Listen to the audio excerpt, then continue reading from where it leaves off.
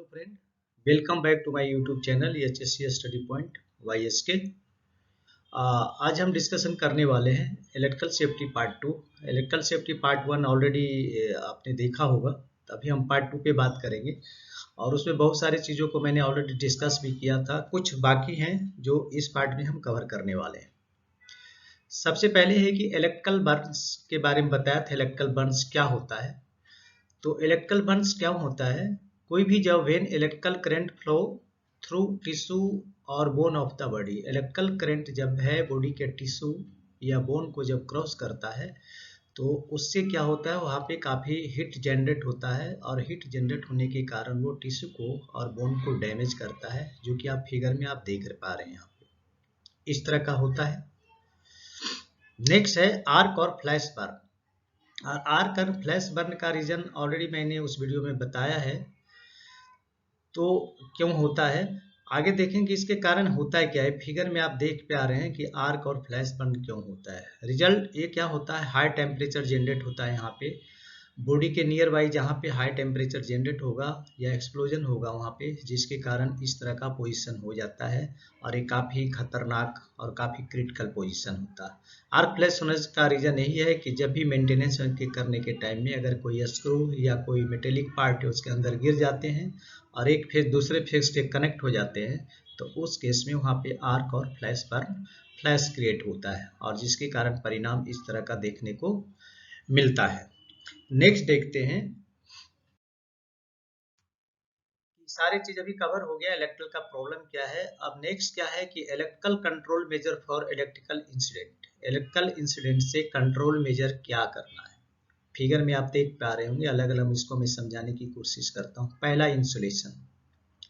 Insulation क्या करता है, कोई भी कंडक्टर अगर है तो उस कंडक्टर को डायरेक्ट बॉडी के संपर्क में आने नहीं देता। जैसे कि इस फिगर में देख रहे हैं, ये कंडक्टर है, वायर है, इसके ऊपर यहाँ कोट लगे हुए हैं। इसको आप पकड़ के भी अगर आप इसका छुएंगे तो करंट नहीं लगेगा, लेकिन अगर है तो प्रॉब्लम हो सकती है। तो इसको इंसुलेशन बोलते हैं। इंसुलेशन अच्छे क्वालिटी का होना चाहिए, जो कि उस वोल्टेज, और ये डिपेंड्स करता है कि कितने वोल्टेज का करंट उसमें क्रॉस करेगा, तो उसके आधार पर, उसके रेटिंग कैपेसिटी के आधार पर इंसुलेशन किया जाता है इसमें। नेक्स्ट है गार्डिंग।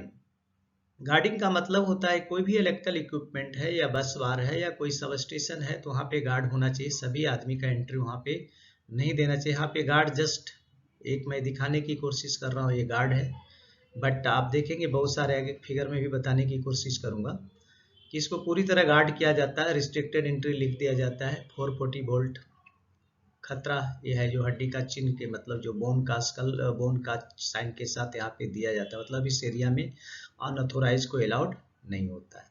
नेक्स्ट है ग्राउंडिंग।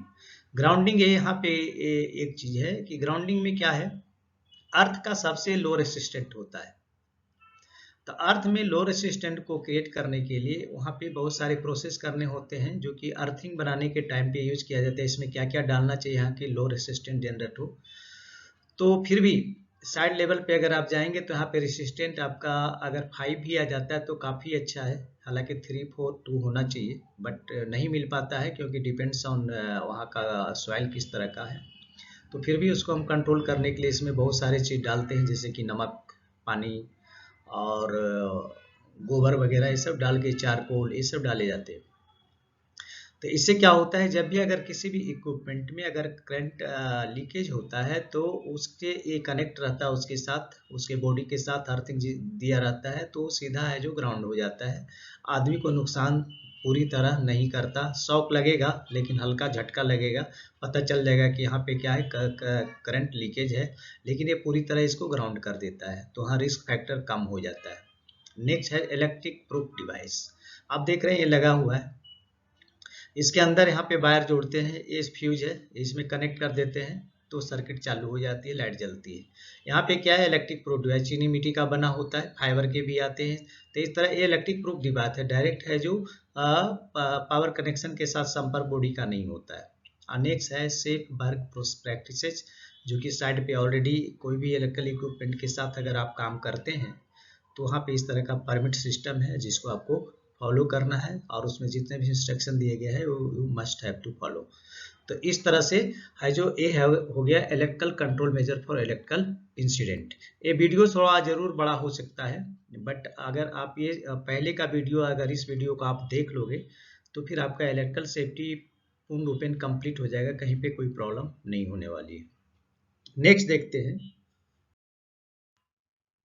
अब इंसुलेशन की बात करेंगे। इंसुलेशन क्या है? आप ये देख रहे हैं वायर है, इस पे इंसुलेशन है, सभी देख रहे हैं ये इंसुलेशन है। तो इंसुलेशन का मेन फंक्शन क्या है? इंसुलेशन का मतलब हुआ कि ये कंडक्टर को कोट करता है, इस पर एक कवर डाल देता है, इसी को क्या बोलते हैं? इंसुलेशन। कंडक्टर के ऊपर एक कवर डालना या कोटिंग करना, उसी को हम लोग क्या बोलते हैं? इंसुलेशन। यह क्या करता है? जो कांटेक्ट होता है इलेक्ट्रिकल करंट से, कांटेक्ट को रोक देता है। जैसे कि इस पे हम लोग क्या क्या चीज से हम कोटिंग करते हैं? रबड़ का कर सकते हैं, प्लास्टिक की कर सकते हैं, अभी चीनी मिट्टी का देखा उससे भी लोग करते हैं, कुछ फाइबर सभी आ गए हैं मार्केट में, उसके भी थ्रू होता है। तो ये सारी चीजें हैं जो इसके इस्तेमाल इसके ऊपर रखे जाते हैं ताकि डायरेक्ट कांटेक्ट बॉडी का पावर लाइन के साथ या कंडक्टर के साथ नहीं हो। नेक्स्ट है कि ये जो इंसुलेशन जो पार्ट है ये क्या है? ये डिपेंड्स ऑन वोल्टेज, रेटिंग होता है, कितने रेटिंग का होना चाहिए, रेटिंग के ऊपर डिपेंड करता है। और इसमें कितने करंट क्रॉस करने वाले हैं, कितने वोल्टेज का ये हो सकता है, तो उसके आधार पे, रेटिंग के आधार पे यहाँ इंसुलेशन किया जाता है। ठीक है। नेक्स्ट है कि इसके एक चीज़ों का और भी ध्यान रखा जाता है कि कहीं आपका वायर ऐसे जगह पे इस्तेमाल करने वाले हैं जहाँ पे कि कोरोसिव सब्सटेंसेज है। कोरोसिव सब्सटेंस का मतलब है जो कि वायर को बहुत जल्दी डैमेज कर सकता है उस इन्वायरमेंट में। जैसे कि देखते हैं कोई एसिड है और किसी के बॉडी के ऊपर पड़ जाता है तो उसे जला देता है। इसी तरह अगर ऐसे इन्वायरमेंट में वायर लगी हुई है जहाँ की कोरोसिव सब्सटेंसेज हैं तो इस केस में इसके लेयर को खराब करेगा या गल जाता है। कभी कभी आपने देखा होगा कि कुछ वायर रखे रखे ही गल जाते हैं, मतलब वहाँ कोरोसिव सब्सटेंसेज है और इसके ऊपर के पार्ट को उसने खराब कर दिया। तो ये हो गया इंसुलेशन में, इन सबको ध्यान रखना होता है। अब डबल इंसुलेशन क्या होता है? डबल इंसुलेशन आप इसी पिक्चर में देख रहे हैं। ये दो लेयर इसमें होते हैं लाइव कंडक्टर के ऊपर। एक पहला लेयर तो ये है और देखिए दूसरा लेयर है जो इन सभी के ऊपर से है। तो ये होता है डबल इंसुलेशन। ये क्या करता है? इसका भी मेन फंक्शन वही है कि कंडक्टर के संपर्क में आने से बचाता है। नेक्स्ट देखते हैं गार्डिंग। गार्डिंग का क्या फंक्शन है? यहाँ पे आप देख रहे हो एक यहाँ पे कुछ इक्विपमेंट लगा हुआ है जिसको ये बस सिर्फ गार्ड करना, बंद कर देना। बट मेजर गार्ड यहाँ पे, जहाँ पे आपका पूरा सिस्टम ही इलेक्ट्रिकल का है पूरे यहाँ पे, तो उस केस में उसको पूरे बैरियर एक तरह से लगा देना है ताकि उसके अंदर, परमानेंट बैरियर इसको बोलते हैं, ताकि उसके अंदर अनऑथोराइज पर्सन अलाउड नहीं हो। अब ये बैरियर और ये सारी चीज कहाँ लगाए जाते हैं? जहाँ पे कि कम से कम लाइव इलेक्ट्रिकल कंपोनेंट जो है वो एटलीस्ट 50 वोल्ट और उससे ज़्यादा पे ऑपरेटिंग जहाँ पे हो रहा है तो वहाँ पे कवर या परमानेंट बैरियर लगाना जरूरी है। नेक्स्ट अब देखेंगे कि अर्थिंग ऑन ग्राउंडिंग की बात करेंगे।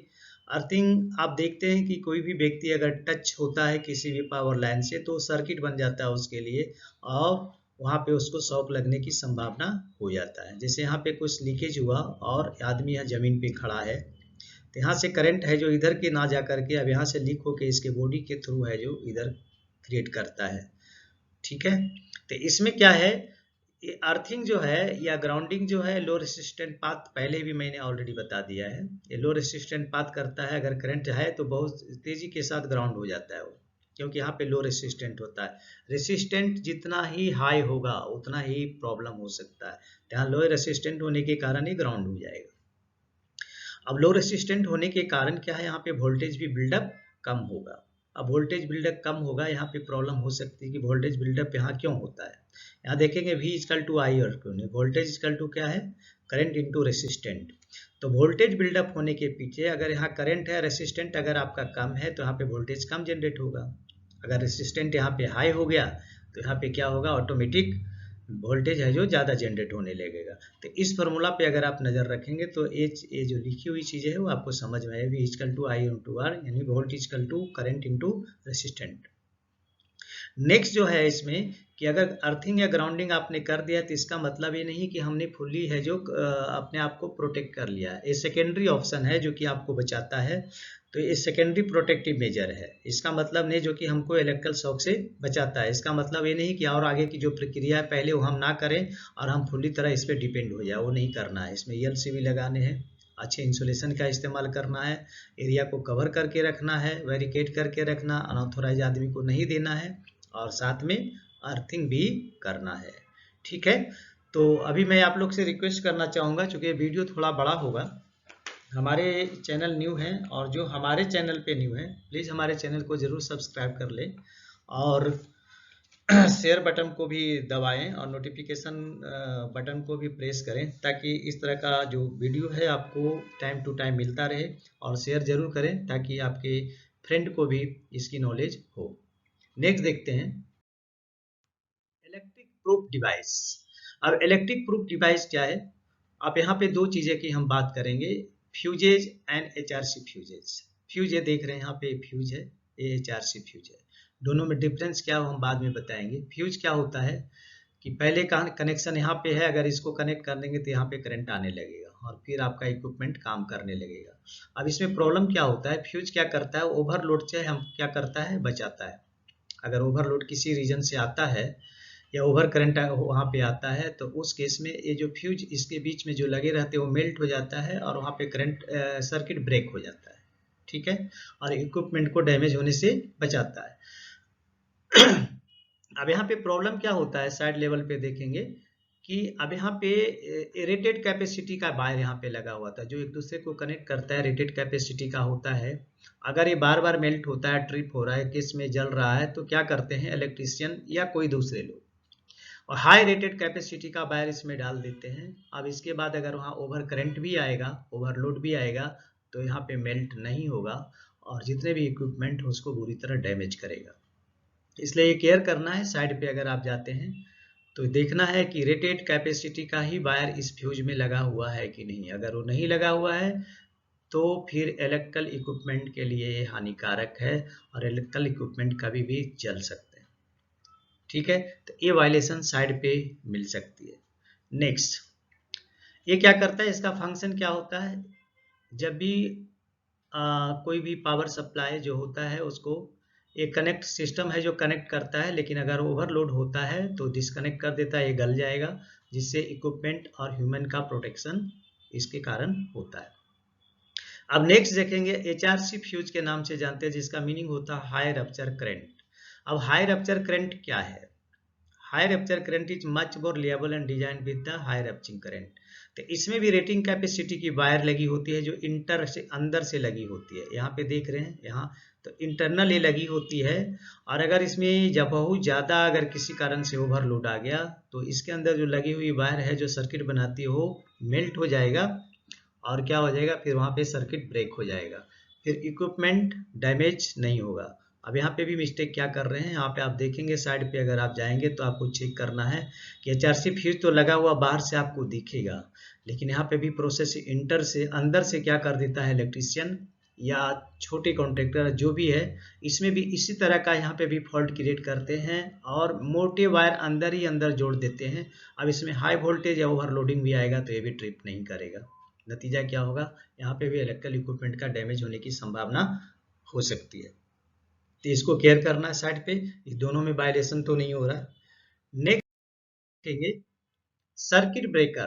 तो सर्किट ब्रेकर के बारे में आप लोग जानते भी होंगे, एक MCB होता है, दूसरा ELCB होता है, तीसरा RCC भी होता है। तो इसके बारे में हम बात अभी करेंगे। MC का मतलब होता है, MCB का मतलब मिनिएचर सर्किट ब्रेकर।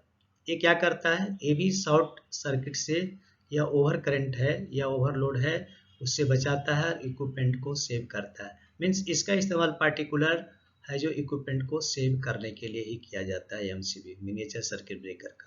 ठीक है, नेक्स्ट जो है अर्थ लीकेज सर्किट ब्रेकर। ये अर्थ लीकेज सर्किट ब्रेकर क्या होता है, ये circuit from the leakage current. तो ये क्या करता है, लीकेज जो करंट होता है उससे आदमी को ये प्रोटेक्ट करता है। ठीक है, जैसे ही करंट लीकेज होगा तो ये सर्किट इसका ब्रेक कर देगा, इसको सेंसिटिविटी जाएगी, कहीं कहीं करंट लीकेज है इसका सर्किट ब्रेक हो जाएगा और शॉक नहीं लगेगा। अब ये कैसे होता है? LCB cut off the power at the time of 0.1 second. 0.1 second में इसका पावर कट ऑफ हो जाता है। ठीक है, कब कट ऑफ हो जाता है? जब कोई भी जो लीकेज करंट के साथ उसका कांटेक्ट किसी भी आदमी का होता है, मीन्स उसको जैसे इलेक्ट्रिकल शॉक लगता है विद इन 0.1 सेकेंड में ट्रिप हो जाएगा, तो आदमी क्या होता है? सेव हो जाता है। नेक्स्ट इसी का है अर्थ leakage residual current circuit breaker, जिसे आरसीसीबी नाम के जानते हैं। और आरसीसीबी जो है, इसमें लो वोल्टेज अगर कहीं भी क्रिएट हुआ, ये guards against low voltage circuit. जैसे फेज से जब वो फेज के थ्रू जितना वोल्टेज गया और उतना ही अगर न्यूट्रल के थ्रू वापस नहीं आया, तो इस केस में ये समझ लेता है कि समथिंग इज फॉल्ट, तो क्या होगा? वहां पे ट्रिप हो जाएगा। ठीक है, तो ये दोनों जो इक्विपमेंट है, अर्थ leakage circuit breaker and residual current circuit breaker, ये दोनों है जो ह्यूमन प्रोटेक्शन के लिए। अब ये दोनों का डिफरेंस हम आपको नेक्स्ट वीडियो में पूरी तरह डिफरेंस एलसीबी एंड आरसीसीबी का नेक्स्ट वीडियो में बताएंगे। मिनिएचर सर्किट का मैंने बता दिया, ये क्या है? मशीन के प्रोटेक्शन के लिए, इक्विपमेंट के लिए। अब देखेंगे आरसीसीबी सर्किट ब्रेकर जो होता है, RCCB operated by measuring the current flowing live and neutral. तो आरसीसीबी क्या करता है? ये मेजर करता है कि लाइव वायर और न्यूट्रल कंडक्टर के बीच मेजर होता है। जैसे अभी मैंने बताया कि लाइव कंडक्टर के थ्रू जितना गया उतना ही वापस आ रहा है कि नहीं न्यूट्रल के थ्रू। अगर ये नहीं हो रहा है और वोल्टेज में कुछ डिफिशियंसी है, इसका मतलब समथिंग इज प्रॉब्लम। मतलब ये हुआ कि if the sum of current between live and neutral, live wire और न्यूट्रल के बीच में अगर ये नॉट जीरो है, जीरो अगर नहीं होता है, means there is a leakage of current. मतलब जितना लाइव वायर गया और जितना न्यूट्रल से वापस आया, तो दोनों को अगर सम करेंगे तो जीरो होना चाहिए। अगर जीरो नहीं है, इसका मतलब वहां पे लीकेज है। और इस केस में क्या होता है? अगर ये प्रॉब्लम यहाँ पे हो जाती है तो ऑटो ट्रिप हो जाता है। ठीक है, this is auto trip electrical circuit design to protect from leakage current as low as 33 milli amperes and trip time. ये तो अलग अलग होता है, इसमें आप कितने का लगा रहे हैं। आरसीसीबी अगर ह्यूमन प्रोटेक्शन के लिए का चाहिए तो कम से कम 30 मिली एम्स चाहिए, बट 20 मिली एम्स भी लगा सकते हैं, बट उसमें प्रॉब्लम बहुत ज़्यादा आती है। तो 30 मिली एम्स इसलिए लगाते हैं क्योंकि ये मिली सेकेंड में ही है जो ये ट्रिप होता है, तो वहाँ पे उतनी प्रॉब्लम नहीं होती है। इसलिए अभी भी रिकमेंडेड है कि 30 मिली एम्स कम से कम होनी चाहिए। नेक्स्ट जो है ये आरसीसीबी है, जो कैसे इसको हम करेंगे? RCCB compare the difference in current value between live and neutral. अभी बताया कि लाइव में जितना गया और न्यूट्रल वायर में जितना है, उसको कंपेयर करने से पता चलता है। तो ईएलसीबी आप समझ गए होंगे कि आरसीसीबी के बारे में आप अच्छी तरह समझ गए होंगे। नेक्स्ट देखते हैं बेनिफिट ऑफ आरसीसी का बेनिफिट क्या है। ये क्या करता है? Provide protection against any leakage current. कोई भी अगर लीकेज करंट होता है तो उस केस में ये आपको प्रोटेक्ट करेगा। दूसरा क्या है इसका बेनिफिट है? Automatically disconnect the circuit when the rated sensitivity exceed. Rated sensitivity जो इसका दिया गया है आरसीसीबी का, अगर उससे एक्सीड करता है तो उस केस में ऑटोमेटिकली ये डिस्कनेक्ट हो जाएगा। प्रोटेक्शन अगेंस्ट वोल्टेज फ्लक्चुएशन, या वोल्टेज में अगर कोई भी फ्लक्चुएशन होता है, वोल्टेज फ्लक्चुएशन होने का फॉर्मूला मैंने आपको बताया था कि क्या हो सकता है। तो वोल्टेज में अगर फ्लक्चुएशन होता है तो उस केस में भी ये आरसीसीबी क्या हो जाएगा? डिस्कनेक्ट हो जाएगा। अब सेंसिटिविटी क्या आती है वो तो अभी मैंने डिस्कशन किया ऑलरेडी। अलग अलग जगहों पे अलग अलग लगाए जाते हैं। 10 मिली एम्पियर्स का भी हो सकता है, 30 मिली एम्पियर्स का भी हो सकता है, 100 मिली एम्पियर्स का भी हो सकता है, 300 मिली एम्पियर्स का भी हो सकता है, 500 मिली एम्पियर्स का भी हो सकता है, और 1 एम्पियर का भी हो सकता है।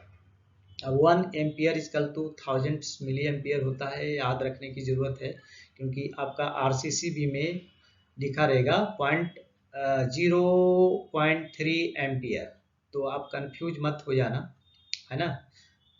0.03 एम्पियर लिखेगा रहे, उसमें आप 1000 से अगर आप मल्टीप्लाई करेंगे तो आपको 30 मिली एम्पियर ही आएगा। तो ध्यान रखने के, क्योंकि इसमें कहीं कहीं मिली एम्पियर्स लिखे रहते हैं, जबकि किसी किसी में एम्पियर ओनली लिखे रहते हैं, जो कि पॉइंट में रहते हैं। तो यहाँ पे पकड़ने की जरूरत है कि 1 एम्पियर में 1000 मिली एम्पियर्स होते हैं।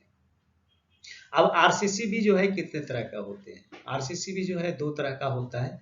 एक तो होता है 2 पोल आरसीसीबी और दूसरा होता है 4 पोल आरसीसीबी।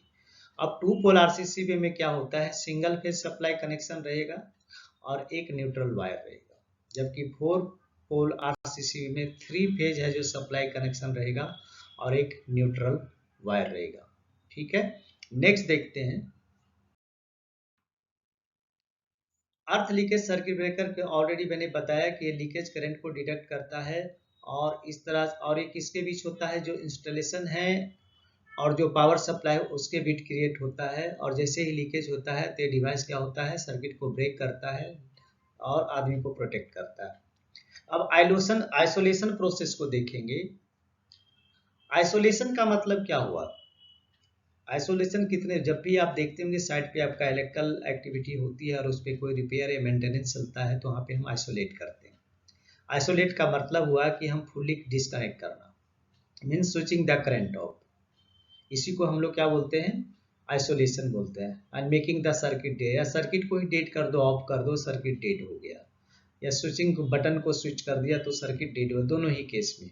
बट यहाँ पे प्रॉब्लम क्यों होती है कि सिर्फ आपने सर्किट को अगर ऑफ किया और डेड कर दिया, पर दूसरे आदमी, और वहाँ पे आप नहीं है और आप इक्विपमेंट पे काम कर रहे हो, तो दूसरे आदमी इसको ऑन कर सकता है ना। तो यहाँ पे इससे भी बचने के लिए हम लोग टैग, तो अभी आगे बताएंगे टैग। यहाँ पे देखिए एक अलग सिस्टम लगाया है जिसमें टैगिंग सिस्टम है, और इसके टैगिंग सिस्टम तभी इतने लोग अवेयर तो हो गए हैं कि टैगिंग अगर लगा हुआ है इसका मतलब समथिंग यहाँ पे है जो एक्टिविटी चल रहा है, तो रिस्क फैक्टर तो उतना नहीं है। फिर भी कुछ ऐसे वर्कर हैं जिनको पता नहीं चल पा रहा है टैग का मतलब क्या होता है, तो उसके कारण प्रॉब्लम हो सकता है। तो यहाँ पे टैग के साथ साथ लॉक सिस्टम भी लगाया जाएगा जो कि बाद में हम बताएंगे। ये सारे जो प्रोसेस हैं आइसोलेशन सिस्टम, आइसोलेशन इलेक्ट्रिकल का जब भी मेंटेनेंस एक्टिविटी और कुछ होता है पावर लाइन पे तो वो उसमें करना आइसोलेशन बहुत जरूरी है। नेक्स्ट देखते हैं, management system to stop electrical incident. तो मैनेजमेंट सिस्टम इलेक्ट्रिकल इंसिडेंट को रोकने के लिए क्या क्या है, develop safe system of work, safe system, काम का सही करने का तरीका को डेवलप करना जरूरी है। काम करने के सही तरीकों को डेवलप करेंगे तो यहाँ पे एक्सीडेंट होने की संभावना कम, जैसे कि PTW लगाना और जितने भी तरह के फॉर्मेट आते हैं इसमें उसको भरना और उसको फॉलो करना। नेक्स्ट है ensure the integrity of the electrical installation, electrical installation का जो भी इक्विपमेंट है उसकी इंटीग्रिटी को इंश्योर करना जरूरी है। सपोज कीजिए कि आपको 100 वोल्टेज की जरूरत है और आपने है जो वहाँ पे इक्विपमेंट लगा दिया 20 वोल्टेज का, तो काम नहीं करेगा, तो इंटीग्रिटी का ध्यान रखना जरूरी है। एग्जामिनेशन और testing of the electrical installation, electrical installation जितने भी उसका एग्जामिनेशन और टेस्टिंग करना जरूरी है टाइम टू टाइम। और उसके अलावा जितने भी इलेक्ट्रिकल इक्विपमेंट है उसका इंस्पेक्शन या टेस्टिंग जो भी साइट पे आपका है मंथली हो रहा है या क्वार्टरली हो रहा है, depends on your site requirement, तो वो करना जरूरी है। Permit to work system for certain high risk, अभी अभी मैंने बताया था कि इलेक्ट्रिकल एक्टिविटी में कोई भी अगर उस तरह की एक्टिविटी है जिसमें रिस्क फैक्टर ज़्यादा है वहाँ पे परमिट टू वर्क लेना है, लॉक आउट ऑफ जो भी प्रोसीजर है उसको फॉलो करना है। नेक्स्ट देखते हैं, यह है लॉक आउट लॉग आउट। इसमें देख रहे हैं कि इसमें क्या करते हैं, टर्निंग ऑफ करते हैं, लॉकिंग आउट फ्लो करते हैं। तो ये क्या करता है, एनर्जी पावर को डिस्कनेक्ट कर देता है। ठीक है, तो इसमें हम पहले तो क्या करते हैं, lock out, tag out and try out. Tag out में सिर्फ टैग लगाया जाता है, मतलब जिससे जो जानकार लोग हैं उनको पता रहेगा कि हाँ यहाँ पे कोई एक्टिविटी चल रही है जिसके कारण इसमें टैग लगा। लेकिन जो ऐसे वर्कर हैं जिनको कुछ पता ही नहीं है और वो वहाँ पे काम कर रहा है और उसको नहीं मालूम, तो उस केस में वहाँ पे वो पावर को ऑन कर सकता है, तो टैगिंग सिस्टम उसके लिए सही नहीं है। तो यहाँ पे फिर लॉकआउट सिस्टम को इस्तेमाल करेंगे जो कि ताला लगा रहा है। ठीक है, और उसके बाद एक ट्राई आउट भी आ गया। ट्राई आउट का मतलब है कि वो दोनों प्रोसेस होने के बाद भी उसके आगे कुछ आदमी रहते हैं जिनको चेक करना है कि टैग आउट भी किया गया है कि नहीं और लॉक आउट किया हुआ है कि नहीं। मतलब एक बार फिर से इंश्योर हो जाता है कि दोनों एक्टिविटी यहाँ पे आइसोलेशन प्रोसेस हुआ है कि नहीं। तो यहाँ पे देखिए ये उसके कारण, तो यहाँ पे क्या होता है, एक तो टैग आउट हुआ, दूसरा लॉक आउट हुआ एंड थर्ड जो हुआ ट्राई आउट हुआ। तो इस केस में यहाँ पे रिस्क फैक्टर बहुत ही कम हो जाते हैं, ना के बराबर। नेक्स्ट देखते हैं, अब यहाँ पे इलेक्ट्रिकल इक्विपमेंट पे अगर आपको काम करना है तो पर्सनल प्रोटेक्टिव इक्विपमेंट भी पहनना पड़ेगा। यहाँ पे देखेंगे फुटवियर है, तो ये मार्क क्या होना चाहिए, इलेक्ट्रिकल हजार्ड के लिए अप्रूव्ड होना चाहिए, उसको पहनना है। और अगर इलेक्ट्रिकल हजार्ड के लिए अगर अप्रूव्ड भी है फिर भी ये फुटवेयर है आपका ड्राई होना चाहिए, ठीक है। एंड मैन्युफैक्चरिंग जो मैन्युफैक्चर है इसको कोई बनाया है तो उसकी रेसिस्टिंग कैपेसिटी उसमें लिखा रहता है और बताया रहता है, तो उसकी रेसिस्टिंग कैपेसिटी क्या है उसका भी नज़र रखना, ध्यान रखना। हेड प्रोटेक्शन के लिए यहाँ पे हार्ड हेड पहनना जरूरी है जो कि नॉन कंडक्टिव होना चाहिए, कंडक्टिव पहनेंगे तो प्रॉब्लम हो जाएगा। ऑलवेज बियर हेड पहनना है। और दूसरा, बहुत लोग क्या करते हैं कि हेलमेट के ऊपर में कुछ रख लेते हैं और उसके बाद पहनते हैं, वो गलत है, वो नहीं करना है। क्योंकि जिस समय प्रोटेक्शन की बात आएगी तो बीच में गैप रहता है, उसका रीजन होता है कि कुछ इम्पैक्ट को कम करता है, लेकिन अगर उसके बीच में कुछ रखा हुआ रहेगा तो इम्पैक्ट को कम नहीं करेगा, वो वहाँ से वहाँ सोर्स बन जाएगा जिसके कारण डायरेक्ट ही हेड को टच करेगा। तो यहाँ तक मेरे ख्याल से आप समझ गए होंगे। नेक्स्ट जो हमारा है, इसको बताने के पहले मैं एक बार फिर से रिक्वेस्ट करना चाहूँगा कि जो हमारे चैनल पे नए हैं प्लीज़ चैनल को सब्सक्राइब कर लें, शेयर भी करें और बेल आइकन को प्रेस करें ताकि हमारा वीडियो आपको टाइम टू टाइम मिलता रहे। हैंड प्रोटेक्शन के लिए यहाँ पे क्या करेंगे, बियर रबर इंसुलेटिंग ग्लव्स देख रहे हैं यहाँ पे, ये भी अलग अलग रेटिंग का होता है, ये किसी भी रेटिंग में ये हैंड ग्लव्स इस्तेमाल नहीं कर सकते। तो डिपेंड्स करना है कि कितने रेटिंग पे हम काम करने जा रहे हैं, ठीक है। कभी कभी रबड़ का दास्ताना या शूज भी अगर हाई वोल्टेज पे आप काम कर रहे हो तो भी गुड कंडक्टर बन जाएगा। तो ये ध्यान रखना है कि कितने वोल्टेज पे कितने करंट पे हमें काम करना है, उसके लिए अलग अलग पीपी आते हैं जिसका इस्तेमाल करना जरूरी है, ठीक है। इसलिए लिखा है classify by level of voltage and protection they provided, ठीक है। लेवल ऑफ वोल्टेज के आधार पे उसको आपको पहनना है। Do not bear if holes, और इसमें हैंड ग्लव्स में कोई होल्स है, फटा हुआ है, पंक्चर है या कट है तो उस केस में इसका इस्तेमाल नहीं करने हैं। इम्बेडेड फॉरेन ऑब्जेक्ट, उसमें कुछ पार्ट घुसे हुए हैं तो उस केस में इस्तेमाल नहीं करना है। Any other defect that damage insulating property, या कोई अलग डिफेक्ट है जो इससे लग रहा है कि आप जो पीपी पहनने वाले हो वो खराब हो गया है तो उस केस में भी इसका इस्तेमाल नहीं करना है। तो यहाँ पे थोड़ा सा मैं बोलना चाहूँगा कि एक्चुअली ये बड़ा वीडियो बन गया है बट इतना करने के बाद आपका इलेक्ट्रिकल पार्ट पूरा कंप्लीट हो गया है। सो ओके दोस्तों, मिलते हैं आपसे नेक्स्ट वीडियो में। Okay, thank you.